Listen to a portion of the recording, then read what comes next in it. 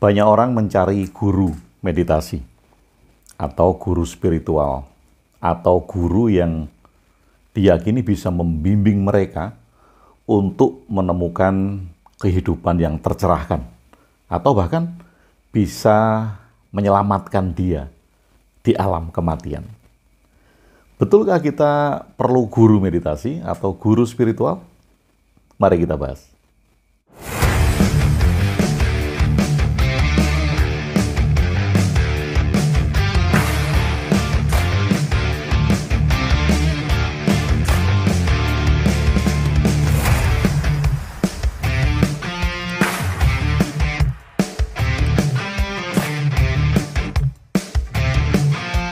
Sahabat Bahtera, konteks yang akan kita bicarakan ini tentu luas. Kalau kita bicara tentang guru, maka konteksnya bisa orang-orang yang membantu kita, berjasa kepada kita, dan juga membuat hidup kita menjadi lebih baik. Itu bisa kita anggap sebagai guru. Nah, tentu pandangan dari sahabat-sahabat semuanya akan sangat beragam. Ada yang mengatakan bahwa saya butuh guru, ada yang mengatakan bahwa saya tidak butuh guru. Nah, mari kita lihat apa sih sebetulnya yang kita butuhkan. Jadi nanti jawabannya akan tergantung kebutuhan Anda. Jadi bisa jadi Anda mengatakan butuh guru, bisa jadi Anda mengatakan tidak butuh guru.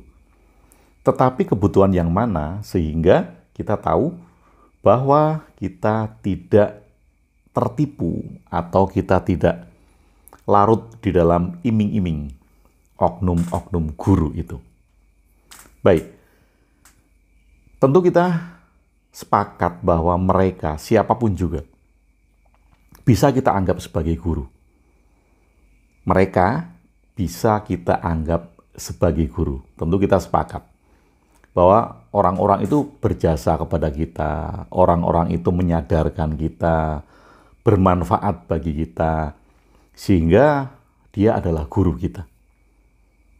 Baik itu peristiwa, baik itu lingkungan, baik itu individu, dia bisa berlaku sebagai guru.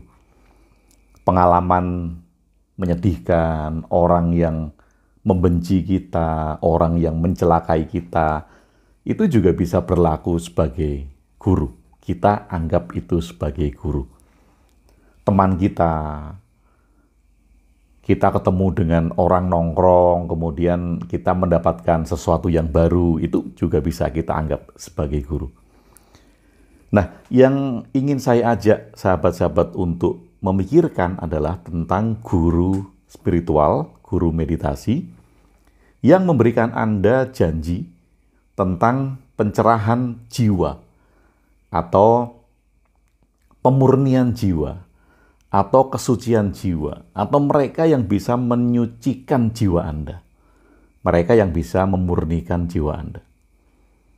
Nah, betulkah jiwa kita atau kesadaran kita itu bisa dimurnikan oleh orang lain? Nah, kita sadari bersama-sama dulu bahwa sebagian besar masyarakat, karena masyarakat kita itu adalah masyarakat mitologi, maka sebagian besar dari kita masih meyakini tentang mitologi mesiasisme. Oke. Sebagian besar dari kita masih meyakini tentang mesiasisme, atau kedatangan seorang mesias, kedatangan seorang juru selamat, kedatangan seorang guru suci, kedatangan seorang Imam Mahdi. Sebagian besar dari kita masih menyadari itu. Kalau hal itu masih menjadi bagian dari mitologi kita, maka kita maklum bahwa masyarakat kita masih menanti-nantikan sosok yang seperti itu. Maka tidak heran ketika banyak sekali masyarakat yang terjebak dengan orang-orang yang mengaku guru yang datang, bisa mengangkat kehidupan orang, bisa memurnikan jiwa, bisa menaikkan kesadaran, karena sosok ini diyakini oleh masyarakat yang masih menganut mitologi mesiasisme itu sebagai orang suci yang turun ke dunia. Dan mereka bisa menyelamatkan kehidupan orang lain. Bahkan kemudian bisa menuntun, diyakini bisa menuntun di alam kematian nanti. Bisa menyelamatkan. Nah, karena itu terkait dengan kepercayaan mitologi mesiasisme ini di sebagian besar masyarakat, maka kita menjadi maklum bila ada orang yang bisa membranding dirinya, datang di satu masyarakat dan meyakinkan diri bahwa dia adalah utusan itu, dia adalah Imam Mahdi, dia adalah orang suci yang datang di abad ini, dia adalah guru yang diutus untuk masyarakat saat ini. Maka sebagian besar masyarakat kita meyakini hal itu. Nah, kalau kita butuh guru karena hal itu, sekali lagi ya, kalau kita butuh guru karena hal itu, karena mitologi mesiasisme itu, maka siap-siaplah terjebak di dalam sebuah kult atau kultus. Kalau kita meyakini ada sosok yang kita anggap suci, terbebas dari salah, apapun yang diucapkan itu adalah sabda ilahi, yang diucapkan itu merupakan kata-kata suci, kata-kata kebenaran, bahkan kemudian kalau ada orang yang emosi, itu pun masih dianggap sebagai emosi yang suci gitu. Nah, bersiap-siaplah terjebak di dalam kult atau kultus. Dan cerita tentang kult ini banyak sekali beredar yang akhirnya merugikan orang itu sendiri yang meyakini itu. Nah, penyesalannya tentu ada di belakang. Setelah menyesal, baru sadar bahwa dia terjebak di dalam kult atau kultus selama ini. Kalau guru yang kita anggap seperti itu, maka bagi saya guru itu tidak ada. Atau kita tidak butuh guru sebagai penjelmaan seorang Mesias. Bagi saya itu tidak ada. Guru yang merupakan penjelmaan orang suci yang turun yang bisa menolong kehidupan manusia, bisa menolong jiwa manusia. Mereka mengatakan bisa menolong jiwa, bisa menaikkan kesadaran, memurnikan jiwanya. Kemudian nanti kalau setelah kematian, itu yang akan menolongnya. Nah, bagi saya itu tidak ada karena hanya akan menjebak kita dalam kult atau kultus. Dan ini nanti akan banyak merugikan kalau kita terjebak di dalam kultus. Nah, tetapi bila kita belajar sebuah teknik, maka itu bisa kita anggap sebagai guru. Teknik ya, misalnya Anda belajar yoga.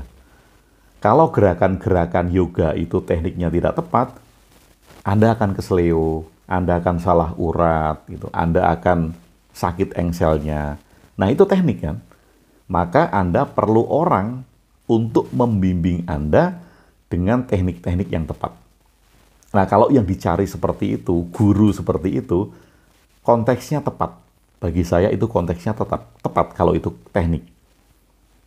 Nah, misalnya Anda sedang vegetarian atau menghindari beberapa makanan. Itu teknik kan? Supaya apa? Supaya Anda nggak kekurangan protein, mineral Anda tercukupi, vitamin tercukupi. Nah, kalau itu teknik, maka Anda butuh orang yang bisa memberikan teknik-teknik dengan tepat. Nah, kalau guru yang berkaitan dengan teknik, saya setuju bahwa Anda butuh guru untuk menjalankan teknik yang tepat. Oke. Nah, kalau spiritualitas atau meditasi, bagi saya, kita, Anda, saya, nggak butuh guru. Kenapa? Karena as a simple like that, meditasi atau spiritual itu adalah experience, pengalaman. Pengalaman kita dalam menarik diri, berjeda dengan pikiran kita sendiri. Nah, kita nggak butuh guru. Kenapa? Karena kita tidak butuh sesuatu yang ready untuk kita kunyah atau kita pahami. Karena kita akan memahami lewat pengalaman kita sendiri. Jadi yang dibutuhkan apa? Yang dibutuhkan bukan guru. Yang dibutuhkan adalah teman-teman seperjalanan, di mana Anda bisa berbagi pengalaman, mendengarkan pengalaman orang lain, kemudian saling berbagi tentang apa yang dialami di dalam perjalanan masing-masing. Nah, itu teman perjalanan. Nah, kemudian kalau Anda melakukan meditasi bersama-sama atau latihan bersama-sama, itu pun bukan karena guru. Itu pun karena hubungan sosial Anda dengan orang-orang ini.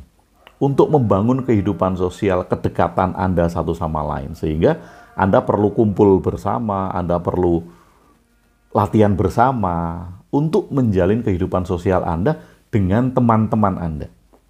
Atau boleh dikatakan teman seperjalanan. Nah, ketika sama-sama mencari pengalaman, karena spiritualitas adalah pengalaman. Apa yang kita alami sendiri.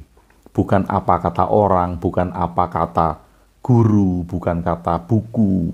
Tetapi apa yang kita alami sendiri, maka kita tidak perlu guru. Nah, guru kita adalah pengalaman kita. Nah, oke. Jadi, menurut Anda bagaimana? Anda butuh guru spiritual? Butuh guru meditasi atau tidak?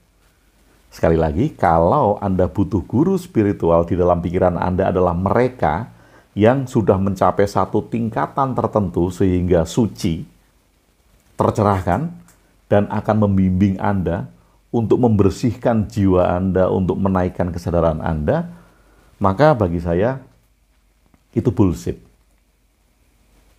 Bullshit. Anda adalah tanggung jawab Anda sendiri. Saya adalah tanggung jawab saya sendiri. Tidak ada orang lain di luar saya, tidak ada orang lain di luar Anda yang bisa membersihkan diri Anda. Nggak ada sesuatu di luar diri saya yang bisa membersihkan diri saya. Saya adalah tanggung jawab saya, Anda tanggung jawab Anda. Nggak ada orang lain pun kemudian yang mengaku guru yang bisa melakukan itu untuk orang lain. Jadi bila kita berharap bahwa ada orang yang kita anggap suci turun ke dunia, menjadi guru kita yang bisa membersihkan jiwa kita, menaikkan kesadaran kita, bahkan kemudian menyelamatkan hidup kita di alam kematian, maka siap-siap terjebak dengan kult, terjebak dengan kultus, dan kemudian kita akan menganggap apa yang kita kultuskan itu adalah orang suci tanpa cacat. Padahal selama kita bernafas, selama kita masih makan, selama kita masih menggunakan daging di tubuh ini, kita tentu punya kesalahan. Dan kita semuanya sedang berjalan menuju sadar seumur hidup kita. Kita semua sedang belajar, siapapun itu. Ketika dia masih hidup, masih menggunakan pikiran, masih bernafas, masih makan. Semua manusia tanpa kecuali di dunia ini sedang berjalan menuju sadar seumur hidupnya. Kita sedang belajar.